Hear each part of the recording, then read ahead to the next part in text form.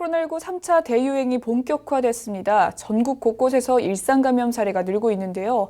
안양권역 최근 확진자 추이와 주의사항들을 다시 한번 짚어보겠습니다. 네, 권예술 기자, 최근 일주일 사이에 발생한 확진자들이 총 몇 명이죠? 네, 안양권역에서 총 확진자들이 발생한 추이를 살펴보면 안양시에서 18명이 확진 판정을 받았고요. 군포와 과천에서 각각 4명이 확진 판정을 받았습니다. 사실 확진자가 몇 명 더 추가되었느냐라는 사실보다는 어떻게 감염됐느냐에 또 주목을 좀 해봐야 될 것 같은데요. 1, 2차 대유행 때와는 달리 확실히 지역 간 감염 사례가 확실히 늘었습니다. 한 예로 안양 320번 확진자의 경우 전북 239번 확진자와 접촉을 해서 감염이 된 것으로 추정이 되는데 오늘 오전 10시 기준으로 이 안양 320번 확진자와 접촉해서 추가로 양성 판정을 받은 확진자가 모두 4명입니다. 군포 207번과 208번 확진자의 경우도 비슷합니다.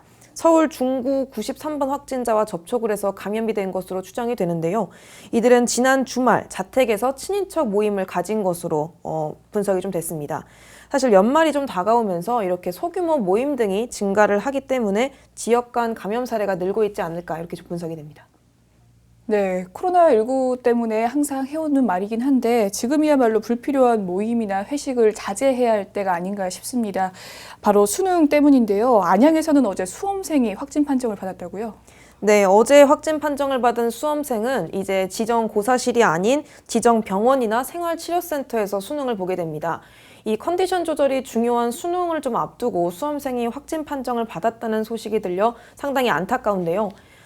군포와 의왕, 과천에서는 아직까지 확진 판정을 받은 수험생은 없지만 수능이 일주일도 안 남은 상황인 만큼 피해를 보는 수험생들이 더 이상 없도록 방역 지침들을 잘 따라주셔야겠습니다. 네, 이렇게 수험생이 지금 확진된 소식에 수험생들은 또 자기의 몸 상태를 체크해 보시는 분들 많으실 텐데요. 수능 치르는 수험생 중에 수능 전날에 의심 증상이 느낄 경우에는 당일에 확인을 해볼 수 있다고요.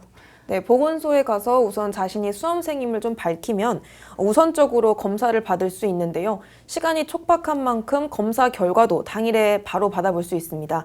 무엇보다 이런 검사를 받을 수 있다는 정보도 중요하지만 아무래도 검사를 받으러 가는 일이 없는 것이 제일 좋을 것 같습니다.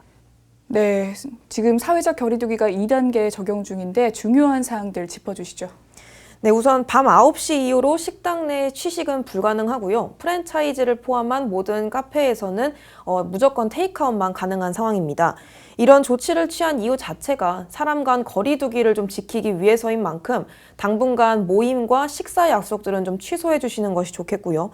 또 종교 활동 이후에 다 같이 모여서 식사를 하는 것도 피해 주시고 직장 내 식사 시간에도 거리 두기를 좀 지키셔서 감염을 최소화하시는 것이 좋겠습니다. 또 전국적으로 사우나나 동호회, 모임 같은 데서 집단 감염 사례가 발생을 하고 있는데 되도록 다중이용시설의 이용을 좀 피하시고 또 코로나19 확산세 잡기에 모두 다 함께 동참해 주시는 것이 좋겠습니다. 네, 권예술 기자 잘 들었습니다.